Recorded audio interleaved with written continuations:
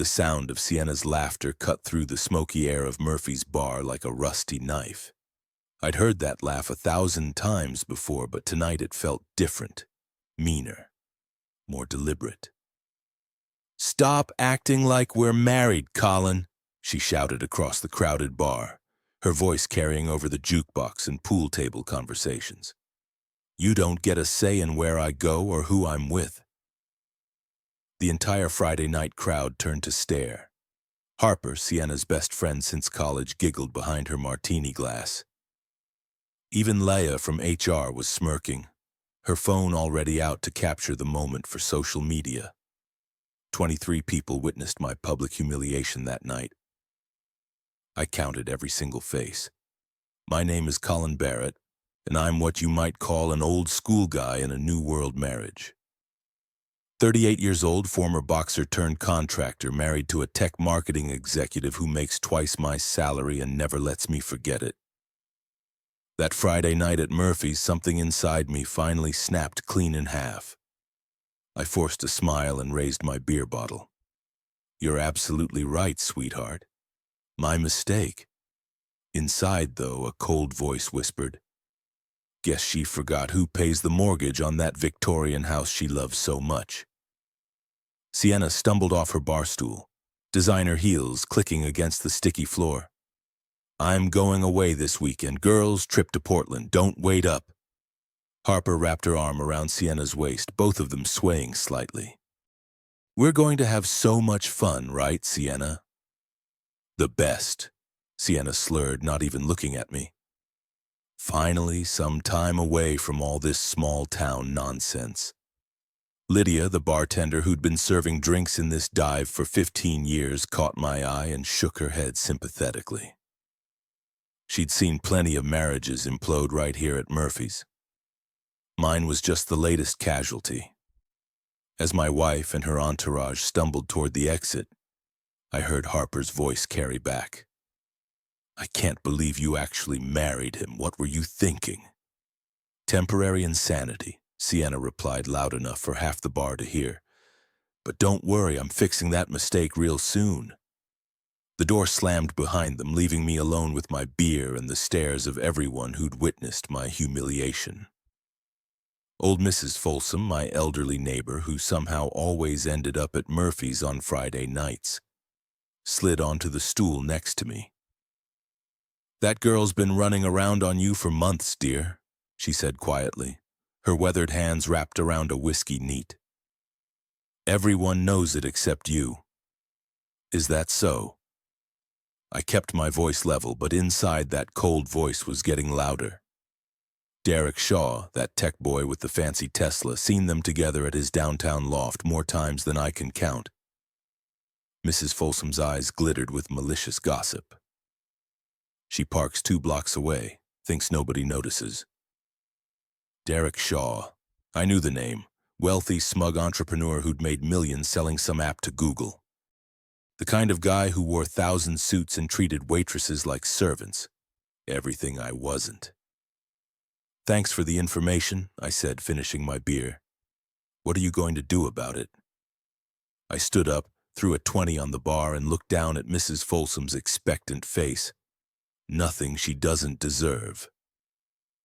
The drive home took 12 minutes. 12 minutes to plan the first phase of what would become the most satisfying revenge of my life. Sienna wanted to pretend we weren't married. Perfect. I'd give her exactly what she asked for. Our house sat on Maple Street, a converted Victorian that I'd spent 3 years renovating with my own hands. Every board, every nail, every coat of paint. Sienna had picked out colors and furniture, but I had built our home from the foundation up. My name was on the deed. My money had paid for the renovations. My sweat had made it beautiful. I parked in the driveway and sat for a moment, looking up at the dark windows. Tomorrow everything would change. But tonight I had work to do. The first call went to my lawyer, Jim Morrison. No relation to the singer, but he got that joke about 50 times a day. Jim had handled my business contracts for years, and more importantly, he was available 24 hours a day for emergencies. Call in. It's past midnight. What's wrong? I need to protect my assets, Jim. Tonight. How fast can you freeze joint accounts? Jesus, what happened? My wife just announced she's not really my wife. I'm taking her at her word. Jim was quiet for a moment. How much evidence do you have of infidelity? Working on it, but I need the accounts locked down before she tries to clean them out. I can file emergency paperwork first thing Monday morning, but Colin, are you sure about this? Once we start down this road, she started down this road months ago. I'm just catching up. After hanging up with Jim, I made 3 more calls. The locksmith who'd installed our security system owed me a favor from when I'd renovated his kitchen for free. He agreed to come by Sunday morning, no questions asked. The bank manager was a guy I'd gone to high school with. He'd expedite the paperwork to remove Sienna's access to our joint accounts. The 3rd call went to my foreman, Nate, who had connections throughout the city and a mouth bigger than the harbor. You need dirt on Derek Shaw? Nate's growly voice crackled through the phone. That pompous bastard, give me 24 hours. What kind of dirt? The kind that ruins reputations, trust me, boss. Rich boys like Shaw always have skeletons. By 3 dawn in the morning, I had a plan. By Sunday night, I'd have a new life, and by the end of the month, Sienna and Derek would understand what happened when you publicly humiliated Colin Barrett. I poured myself 3 fingers of bourbon and sat on the front porch watching the empty street.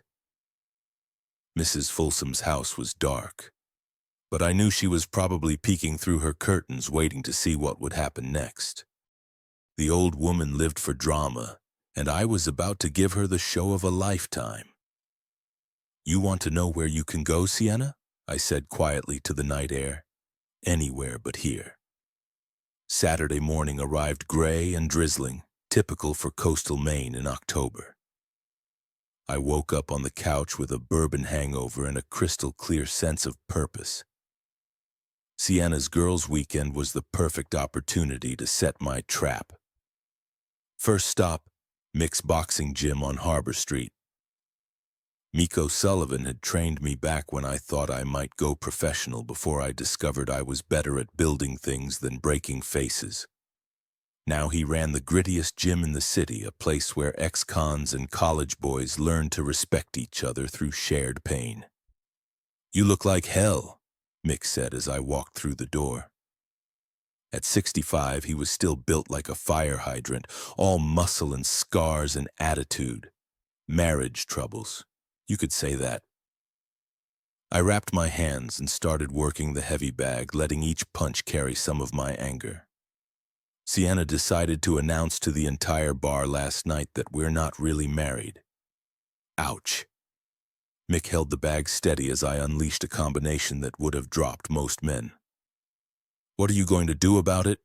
Hit back, but smart. Smart how? I stopped punching and looked at him. You remember what you used to tell me about fighting bigger opponents? Use their weight against them, let them overextend, then counter exactly. Sienna thinks she's smarter than me. Derek thinks his money makes him untouchable. They're both about to learn they're wrong. Mick grinned, showing teeth that had been rearranged by 30 years of boxing. You need help? Just keep your ears open. This is going to get interesting. After the gym, I drove downtown to Murphy's Bar. Saturday afternoons were slow, just a few regulars nursing hangovers and watching college football. Lydia was working the day shift, polishing glasses and pretending not to listen to conversations. Rough night last night, she said as I sat down. Getting better by the hour. What do you know about Derek Shaw? Lydia's eyes lit up. Bartenders were like priests. Everyone confessed their sins to them and they remembered everything. Rich boy with wandering hands and a big mouth. Tips Weld that treats the staff like servants. Why? He's been seeing my wife. I'm curious about his habits. Lydia leaned closer, lowering her voice. He comes in here Tuesday nights, usually with different women. brags about his business deals. Name drop celebrities he's never met. Classic insecure rich guy behavior. What kind of business deals?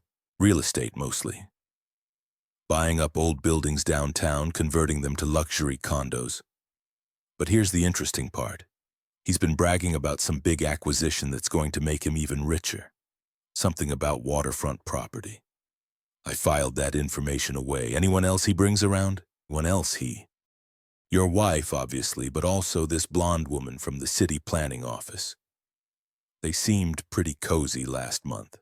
Corruption, even better than adultery for destroying someone's reputation. Thanks, Lydia. Keep this conversation between us.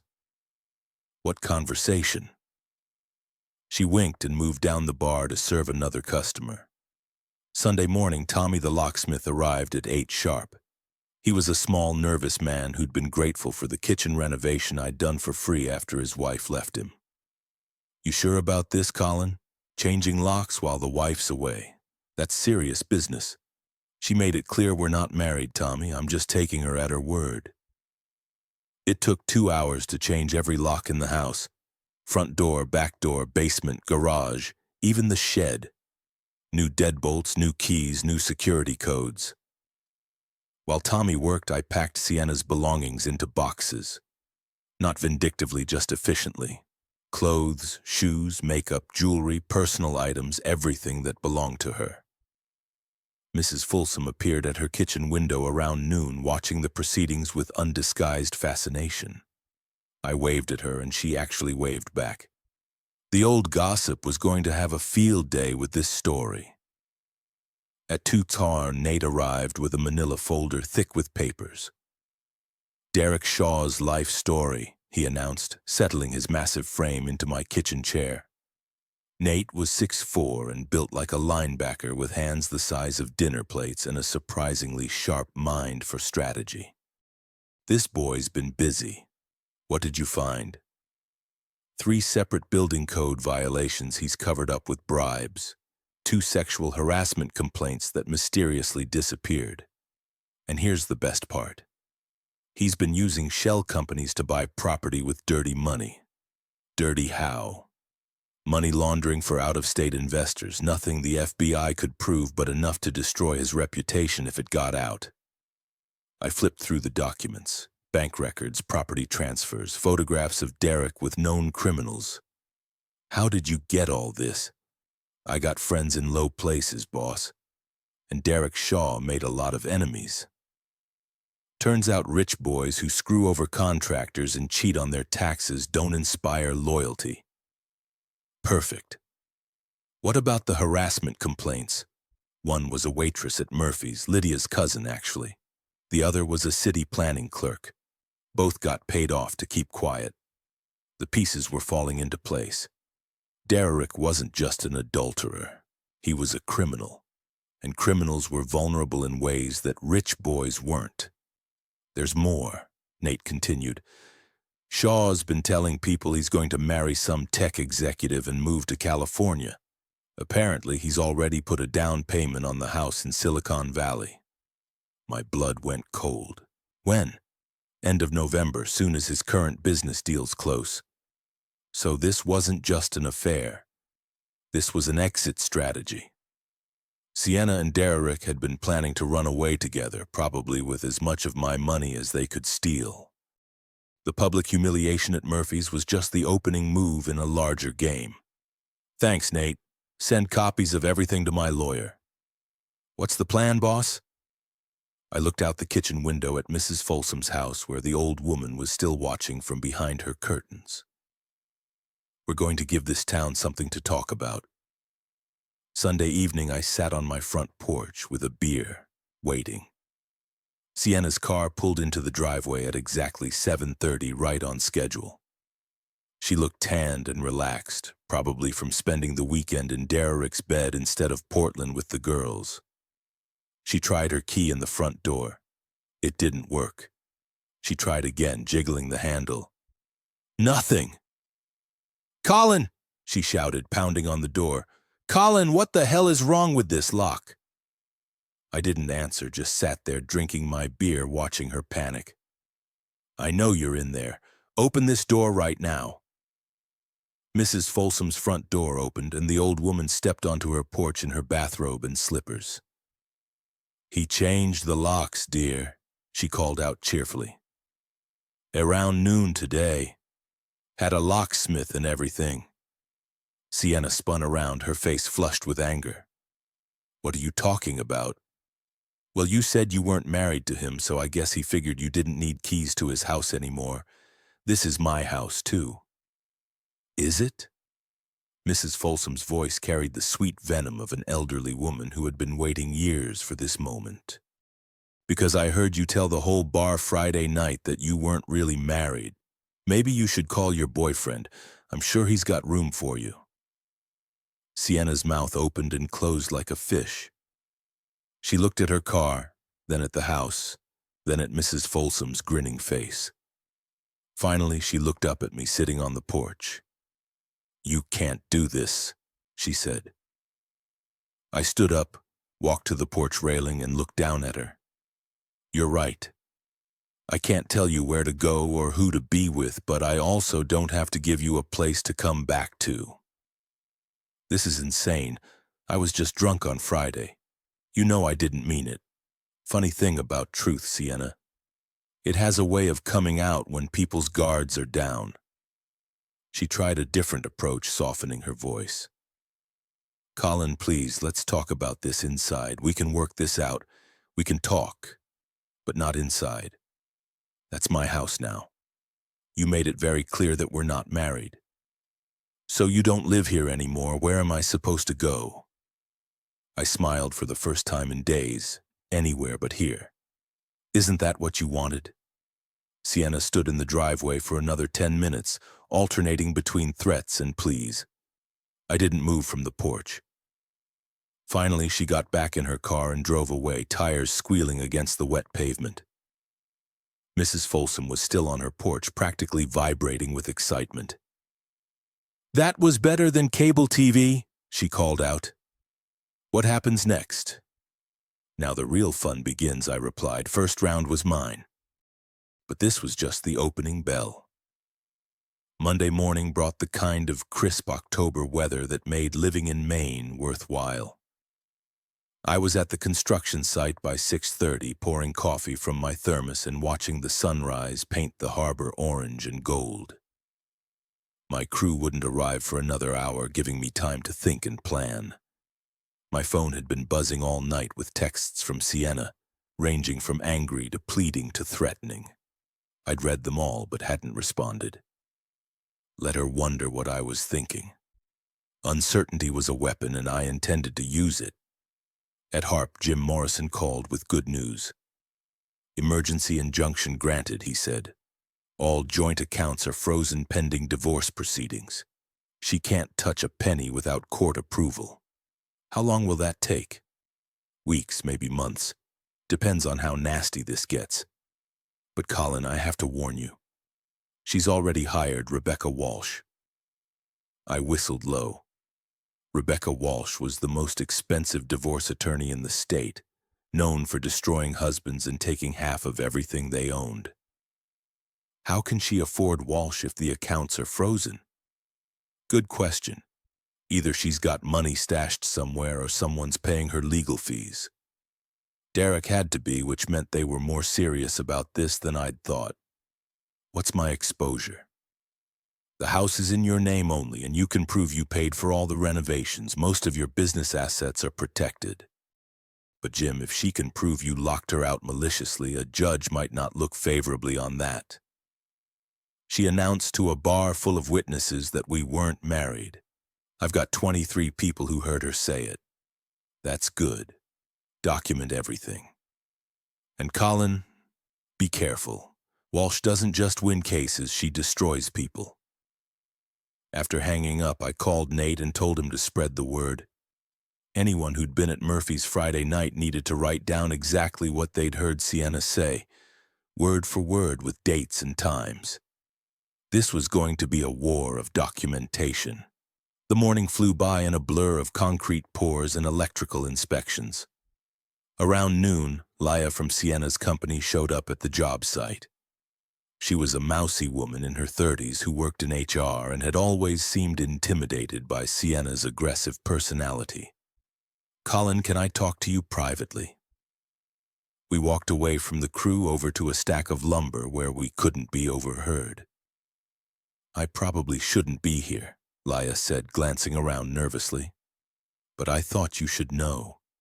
Sienna's telling everyone at work that you're abusive, that you locked her out and threatened her." "Is that what she's saying? She came in this morning with some story about how you've been controlling and violent, and she finally stood up to you. She's got people feeling sorry for her." I nodded, not surprised. "What do you think, Laya? In the 3 years you've known us, have I ever seemed abusive? God, no. If anything, you've been too patient with her. The way she talks about you at office parties." Laya trailed off, looking uncomfortable. "What does she say? That you're beneath her? That she married down and regrets it? That she's planning to upgrade to someone more suitable?" "Upgrade? Like I was a used car she wanted to trade in. Has she mentioned Derek Shaw?" Laya's eyes widened. "How did you—" "Yes. She's been bragging about him for months. Says he's everything you're not. Rich, sophisticated, connected. She even showed us pictures of his loft. Pictures on her phone, the two of them together. She wasn't exactly subtle about it. This was better than I'd hoped." "Laya, would you be willing to testify about what you've heard in court if necessary? I could lose my job. You could also help prevent an innocent man from being destroyed by false accusations." She was quiet for a long moment, wrestling with her conscience. "She's been horrible to work with lately. Arrogant, demanding, treating everyone like servants, and the things she's said about you." Laya looked up at me with something like pity. "Yes, I'll testify. Someone needs to tell the truth." That afternoon, I drove downtown to Derek's building. The Shaw Development offices occupied the top floor of a converted warehouse, all glass and steel and expensive furniture. I didn't go inside, just sat in my truck across the street watching. At 4:30, Derek emerged from the building with Sienna beside him. Even from a distance, I could see his smug expression, the way he put his hand on her back possessively. They got into his Tesla and drove toward the waterfront district. I followed at a distance, curious to see where they'd go. They parked outside Chat Laurent, the most expensive restaurant in the city. Through the window, I watched them settle into a corner booth, heads close together, obviously planning something. My phone buzzed with a text from an unknown number. "Stop following us or I'll call the police. Derek." Interesting. He'd noticed my truck. That suggested either paranoia or guilt. Probably both. I texted back, "Public streets, public restaurants, but thanks for confirming you're together." No response. Tuesday evening, I was back at Murphy's bar, nursing a beer and listening to Lydia's gossip. The place was busier than usual. Word had gotten out about Sienna's public humiliation, and people were coming by hoping for more drama. "Your wife's been calling here," Lydia said, wiping down the bar, asking if you come in regularly, what you drink, who you talk to. "Sounds like she's building a case." "What did you tell her? That you're a gentleman who minds his own business and tips well. Unlike some people I could mention. Derek Shaw. Bingo. He was in here again last night, drunk and bragging about some big score he's planning. Said he's going to own half the waterfront by Christmas. Did he say how? Something about inside information from the city planning office. And get this, he kept talking about his beautiful new partner and how they're going to California together." I felt that cold anger building again. He said partner, business partner, life partner. He wasn't clear, but he was definitely talking about a woman. And from the way he described her, it sounded like your wife. So they weren't just having an affair. They were planning a future together.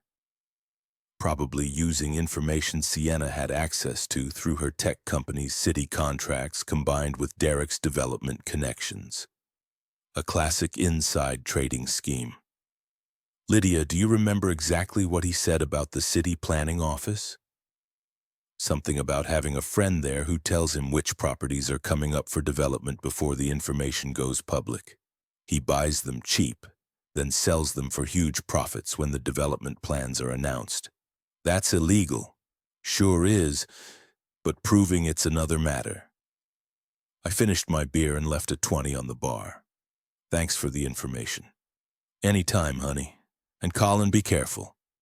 Derek Shaw's got connections and your wife's got a mean streak. That's a dangerous combination. Wednesday morning, Nate arrived at the job site with more intelligence. I found Shaw's weak spot, he announced, grinning like a shark. The man's got an ego the size of Texas and the common sense of a goldfish. What do you mean? He can't keep his mouth shut. Been bragging all over town about his business deals, his women, his plans. Half the city knows he's sleeping with your wife. That's not necessarily a weakness. It is when he's also bragging about bribing city officials and laundering money. I got 3 different people who heard him admit to crimes. All we need is someone willing to wear a wire. I thought about that. Too risky. If he finds out, he'll disappear and Sienna with him. So what's the plan? I looked out at the harbor where fishing boats were heading out for the day's catch. We're going to let Derek Shaw destroy himself, and we're going to make sure everyone's watching when he does it. How? By giving him exactly what he wants. A chance to show off in front of the whole city. The Waterfront Festival was coming up in 2 weeks. The biggest social event of the year where all of the city's elite gathered to see and be seen. Derek would never miss an opportunity to network and show off his wealth. And if I played this right, it would be the perfect stage for his downfall. Nate, I need you to spread some rumors quietly, carefully. Let it slip that I'm planning to make some kind of public announcement at the festival. Something about Sienna and Derek. What kind of announcement? Doesn't matter. Let people's imaginations fill in the details. The important thing is that Derek hears about it and decides he needs to be there to control the narrative. You want him at the festival. I want him center stage because that's where I'm going to destroy him. Thursday afternoon, my plan got an unexpected boost. Mrs. Folsom knocked on my door, practically vibrating with excitement. You need to see this, she said, holding up her phone. I was taking pictures of my garden this morning, and look what I caught. The photo showed Derek's Tesla parked in my driveway at 7 in the morning with Derek and Sienna clearly visible through the windshield. They were obviously casing the house, probably planning some kind of break-in or evidence planting. Mrs. Folsom, you're a treasure. Can you send me that photo? Already did, and I called the police to report suspicious activity. Officer Martinez said he'd increase patrols in the neighborhood. Perfect. Now Derek and Sienna knew they were being launched, which would make them more desperate and more likely to make mistakes. That evening, I got a call from Jim Morrison. We have a problem, he said. Rebecca Walsh is claiming you've been stalking her client and making threats. She's asking for a restraining order. Based on what evidence? Photos of your truck outside Derek Shaw's building, text messages, the fact that you changed the locks. The truck was on a public street. The text was a response to his message, and changing the locks was protecting my property. I know that, and you know that. But Walsh is good at spinning narratives. We need to be more careful. How careful? No more surveillance. No more contact with Sienna or Derek. Let them make the next move. I agreed, but privately I knew the surveillance phase was over anyway. I had all the information I needed. Now it was time to set the trap and wait for them to walk into it. Friday night, exactly 1 week after Sienna's public humiliation, I was back at Murphy's bar. The same crowd, the same atmosphere, but everything had changed. People looked at me differently now, with respect instead of pity, curiosity instead of dismissal. Lydia poured my usual beer without being asked. How are you holding up? Better every day? Any word from our mutual friends? Derek was in Tuesday night, but he seemed nervous. Kept looking over his shoulder, checking his phone, and he wasn't bragging as much as usual. Interesting. What about Sienna? Haven't seen her, but Harper was in yesterday asking questions about you. Wanted to know if you'd been talking to anyone, making plans. Harper, Sienna's loyal sidekick, always ready to stir up drama. What did you tell her? Same thing I tell everyone. You're a stand-up guy who deserves better. I raise my beer in a toast. Here's to getting what we deserve. Amen to that. As I sat there, surrounded by the low hum of conversation and the clink of glasses, I felt a sense of calm I hadn't experienced in months. The trap was set. The players were in position. And in 1 week at the Waterfront Festival, everyone would see what happened when you underestimated Colin Barrett. The joke was about to be on them.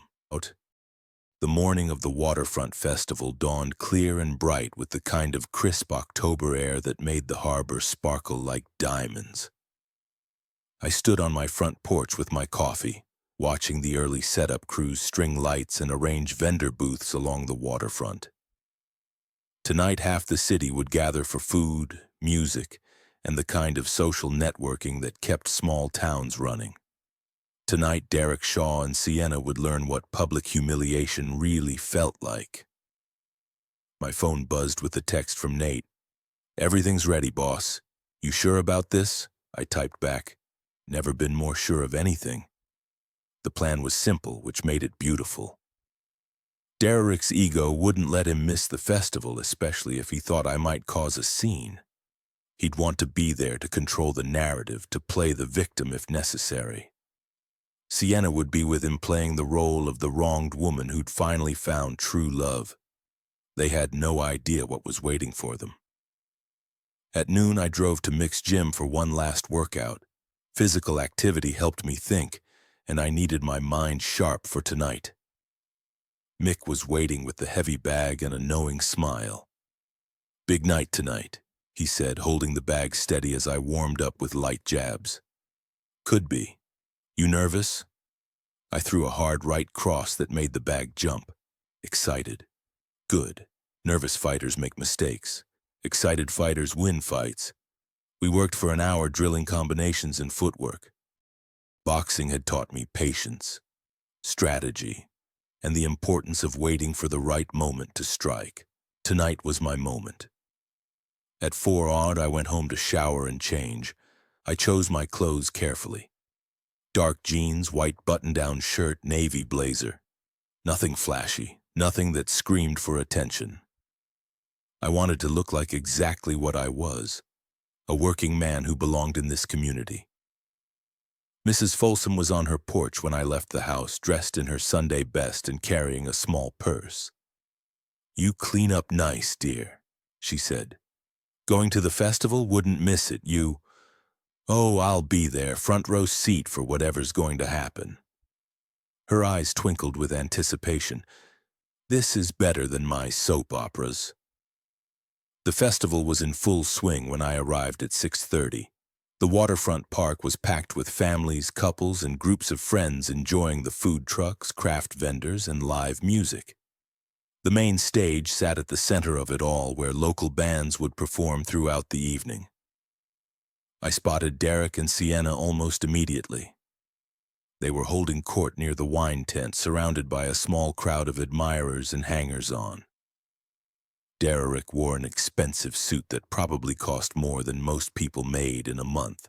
Sienna had on a red dress that hugged her curves and drew appreciative glances from every man in sight. They looked perfect together. Wealthy, attractive, successful, the kind of power couple that small cities love to celebrate. Harper was there too, along with Leia from Sienna's office and several other people I recognized from Murphy's bar.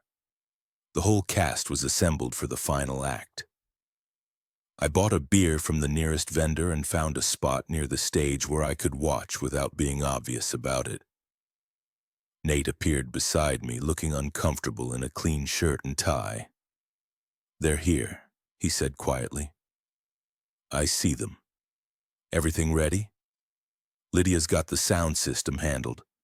Mrs. Folsom's got her phone ready to record, and I've got 3 guys positioned around the crowd to make sure nobody interferes. Perfect. What about the evidence? Copies distributed to the right people. Your lawyer's got everything, and there are backup copies in safe places. I nodded, feeling that familiar pre-fight calm settling over me. Then let's give this town a show they'll never forget.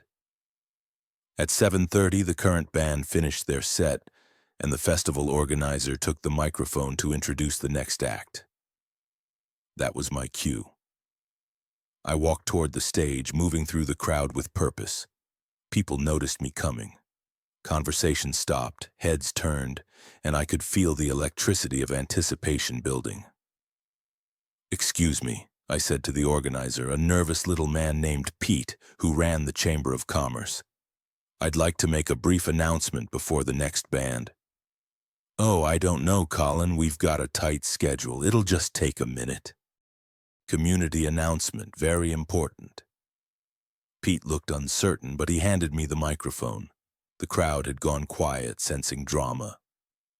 I could see Derek and Sienna pushing through the people, trying to get closer to the stage.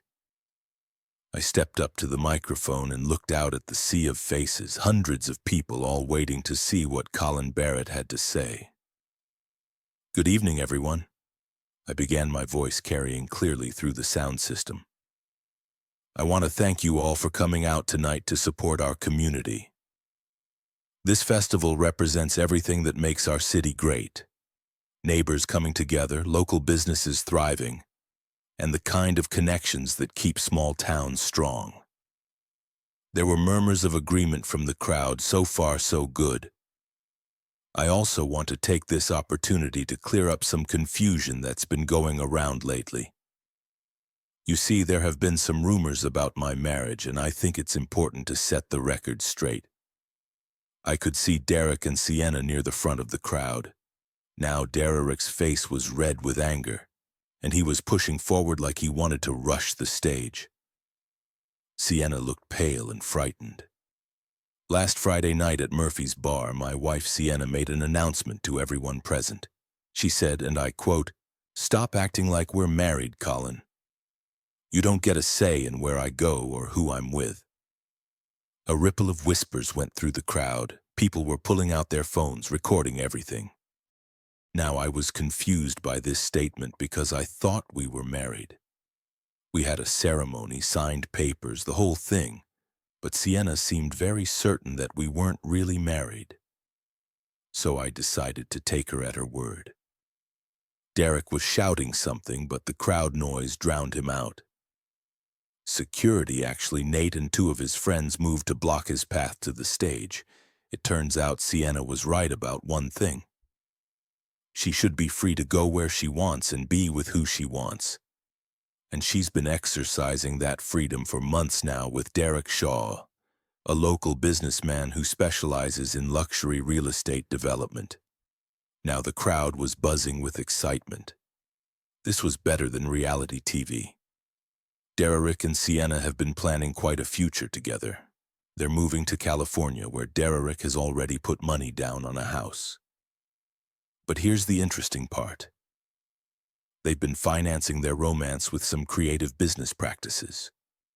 I pulled out a folder of documents, copies of everything Nate had gathered. Derek Shaw has been using inside information from city planning officials to buy properties before development plans are announced publicly. That's called insider trading, and it's illegal. He's also been accepting money from out-of-state investors with questionable backgrounds, which is called money laundering.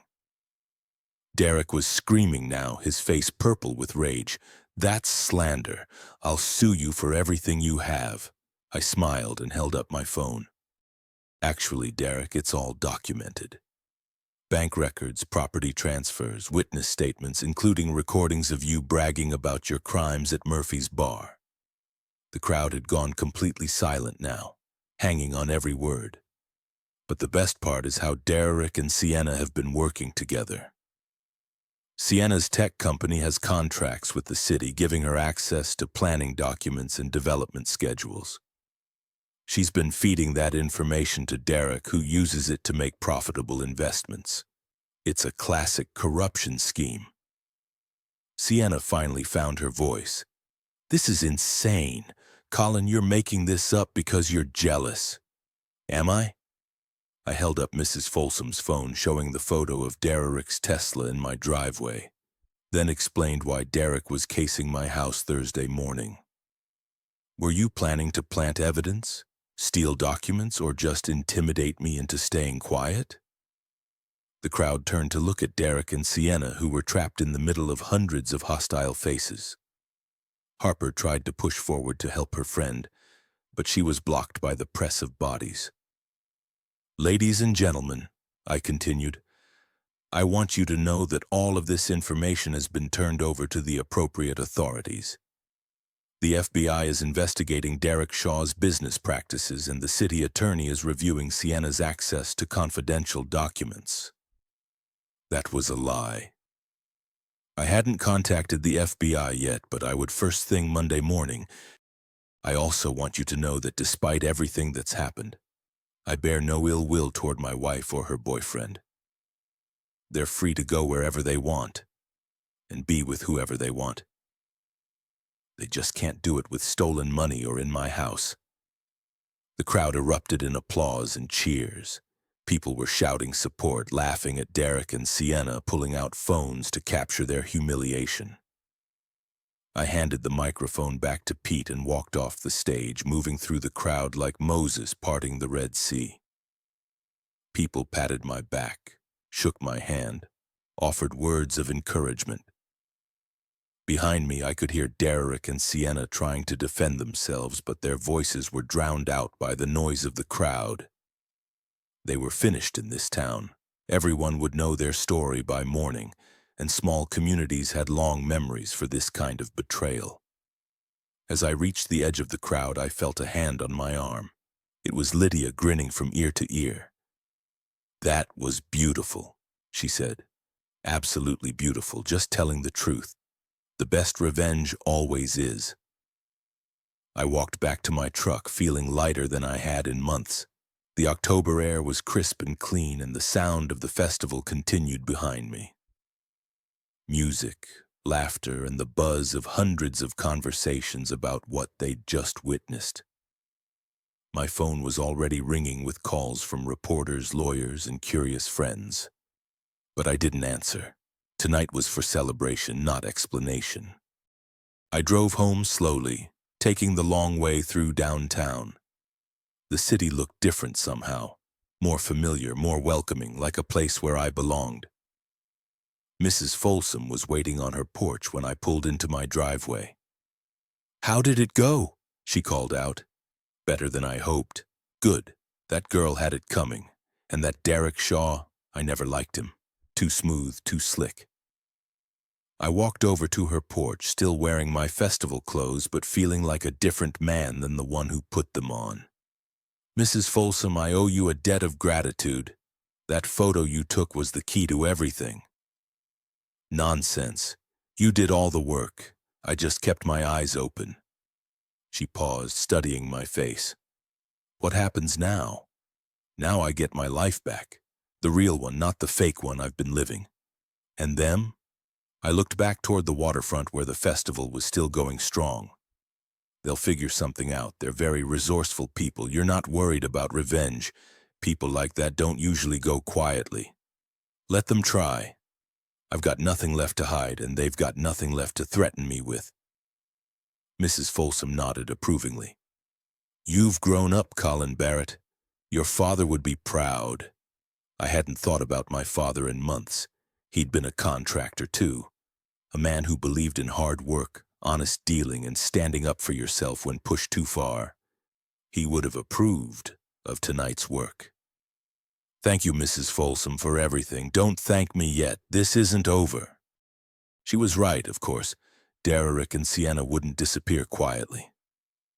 There would be lawyers, investigations, probably attempts at retaliation. But for the first time in months, I felt ready for whatever came next. I went inside my house. My house, not our house, and poured myself a bourbon. The silence was perfect. No arguments, no tension, no walking on eggshells around someone who despised me. Just peace. I sat on the front porch with my drink, watching the lights of the festival in the distance and listening to the sound of my city celebrating. Tomorrow would bring new challenges, but tonight was mine. The joke was finally over. Monday morning arrived with a cold rain that drummed against my bedroom windows and turned the harbor gray as gunmetal. I woke up feeling like I'd won a boxing match. Tired but victorious with the kind of deep satisfaction that comes from a job well done. My phone had 37 missed calls and 82 text messages. Word of Saturday night's festival revelation had spread through the city like wildfire, and everyone wanted to know more details, offer support, or just get their piece of the gossip. The first call I returned was to Jim Morrison. "Colin, what the hell did you do Saturday night?" His voice was tight with stress. "Rebecca Walsh has been calling me since 6:01 a.m., threatening everything from defamation suits to criminal charges. I told the truth at a public event. Last I checked, that was still legal. The truth according to you. Do you have proof of these corruption allegations?" "Every word. Bank records, property transfers, witness statements, photographs. Nate compiled it all, and it's bulletproof." Jim was quiet for a moment. "Jesus Christ, Colin. You didn't just burn bridges, you napalmed them. There's no going back from this. I don't want to go back, I want to go forward." "Okay. Forward means we need to be prepared for war. Walsh is going to throw everything she has at you, and Derek Shaw's got enough money to make your life very difficult. Let them come. I've got nothing left to lose and everything to gain." After hanging up with Jim, I drove to the construction site through streets that felt different than they had a week ago. People waved at me from sidewalks, honked their horns in support, gave me thumbs up from passing cars.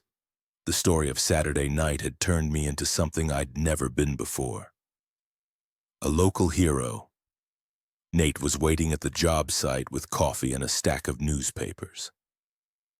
"You made the front page," he announced, grinning like a proud father. 3 different papers plus the online news sites. The headlines were everything I could have hoped for. "Local man exposes wife's affair and business corruption at festival. Tech executive and developer caught in insider trading scheme. Waterfront festival becomes stage for dramatic revenge." The articles were surprisingly fair, focusing on the documented evidence rather than the personal drama. Apparently, several reporters had been investigating Derek Shaw's business practices for months, and my public revelations had given them the hook they needed to publish their findings. "There's more," Nate said, pulling out his phone. "Derek Shaw's business partners dropped him this morning. 3 separate development deals fell through and his main investor pulled out completely."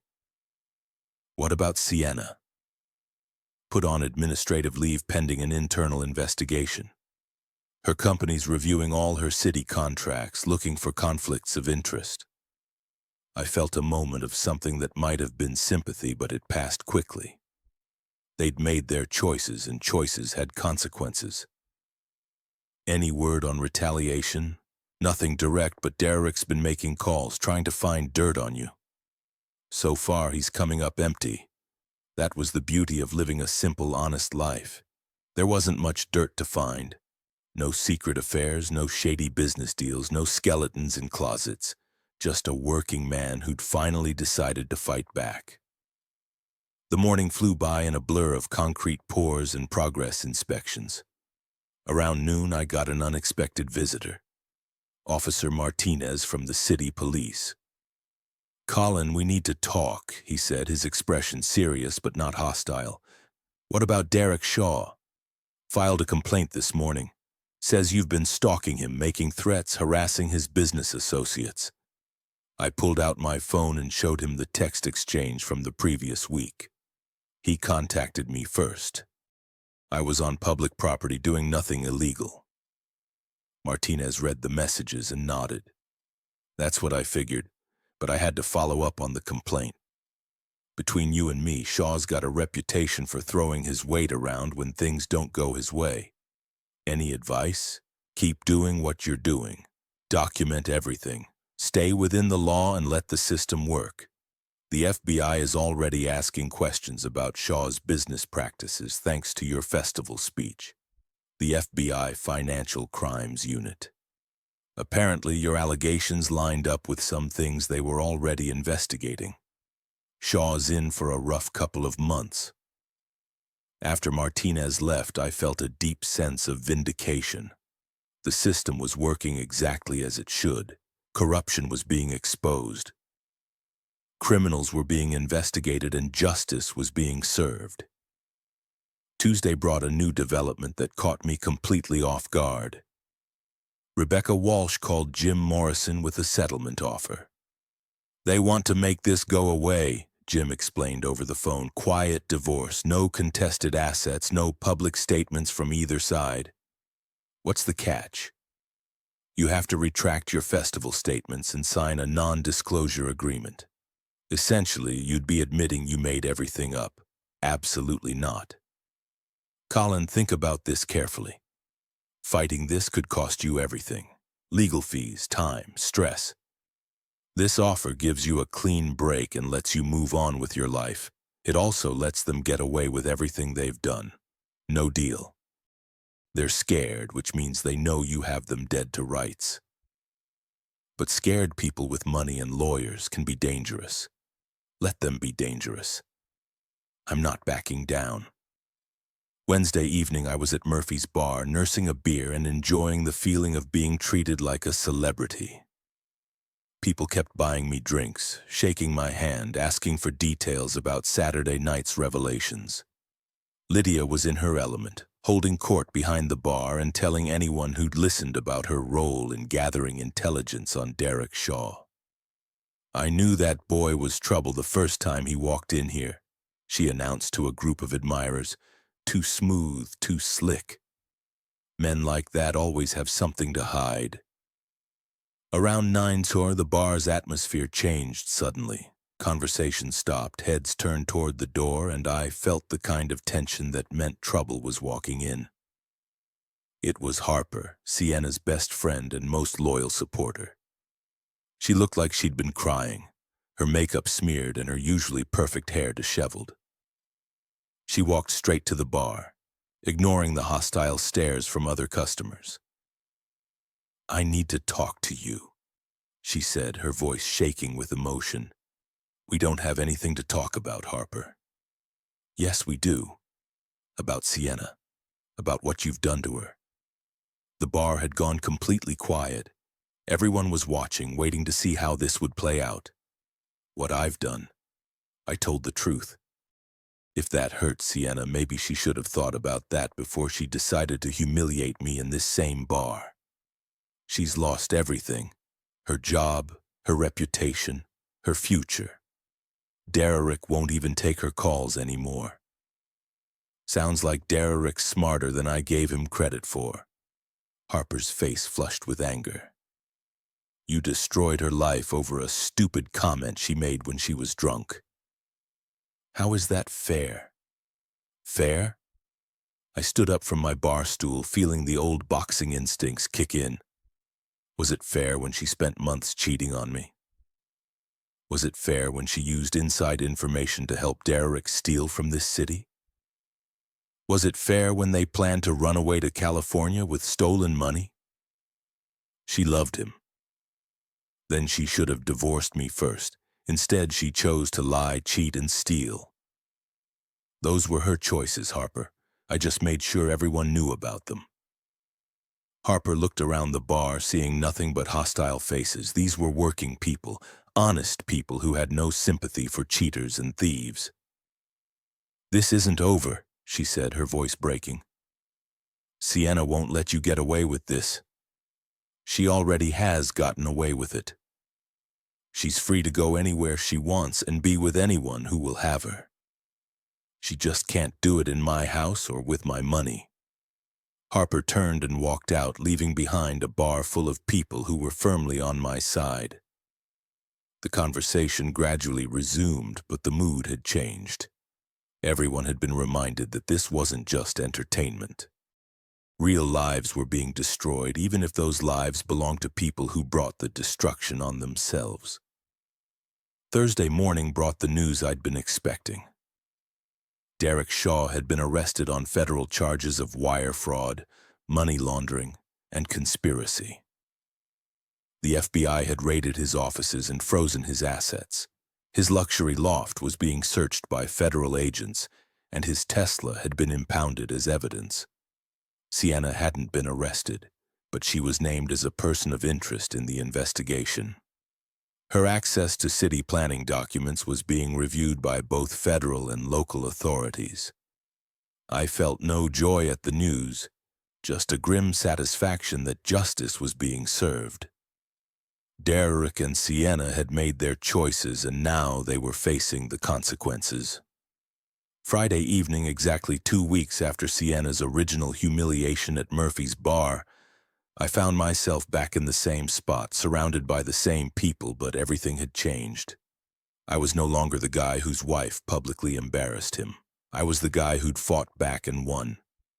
I was the guy who'd exposed corruption and stood up for his community. I was the guy who turned a public humiliation into a triumph. Mrs. Folsom appeared at my elbow, dressed in her Friday night best and carrying her usual whiskey neat. "How are you feeling, dear?" she asked. "Like myself again, maybe for the first time in years." "Good. You've been through hell, but you came out stronger." "What about Sienna? Have you seen her?"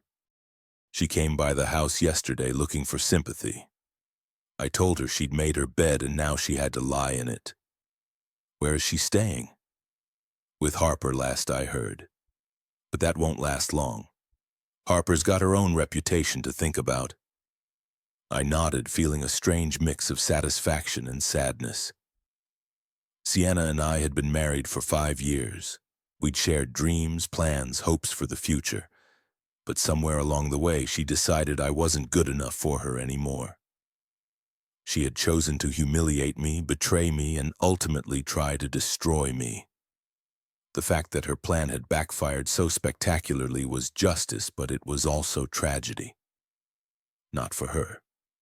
She'd earned everything that happened to her, but for the marriage we might have had, the life we might have built together if she'd been capable of loyalty and honesty. "Any regrets?"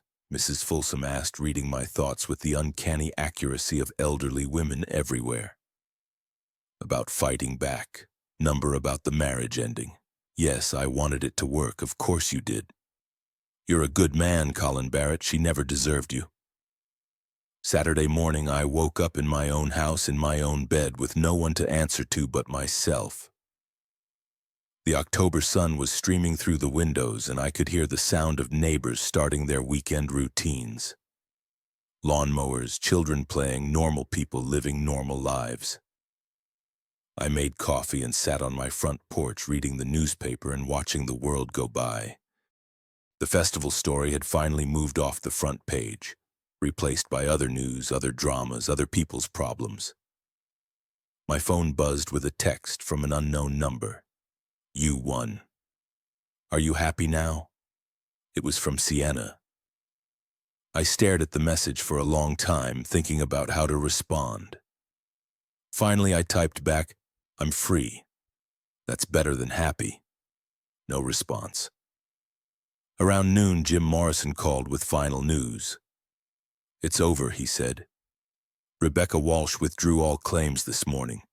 Sienna's signed papers agreeing to an uncontested divorce with no asset claims. She just wants out." What changed her mind? Reality. Derek Shaw is going to prison. Her career is finished and she's got no money to fight a legal battle. She's cutting her losses. When will it be final? 60 days. But Colin, there's something else. The FBI wants to interview you about Derek's business practices. They think your evidence could be crucial to their case. I'll cooperate fully. I figured you would. Just remember, this is federal court now. Everything you say will be on the record. Good. I want it all on the record. That evening, I drove down to the waterfront where the festival had been held a week earlier. The vendor booths were gone. The stage was dismantled and the park had returned to its normal, quiet state. But I could still feel the energy of that night, the moment when everything had changed. A week ago, I had stood on that stage and told the truth to hundreds of people. Tonight, Derek Shaw was in federal custody. Sienna was facing the ruins of her life, and I was free to build whatever future I wanted. The joke was over.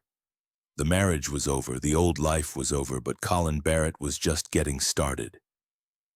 I walked back to my truck, started the engine, and drove home through streets that belonged to me again. Tomorrow would bring new challenges, new opportunities, new possibilities. Tonight, though, I was content to sit on my porch with a bourbon and watch the stars come out over the harbor. I had fought the fight, won the war, and earned the right to enjoy the peace that followed. Mrs. Folsom's porch light was on, and I could see her silhouette in the window, probably watching me with the same intensity she'd brought to the entire drama. She'd been my ally, my witness, and in her own way, my friend. "Thank you," I said quietly, raising my glass toward her house. The light flickered once as if she'd heard me. I finished my bourbon, went inside, and locked the door behind me.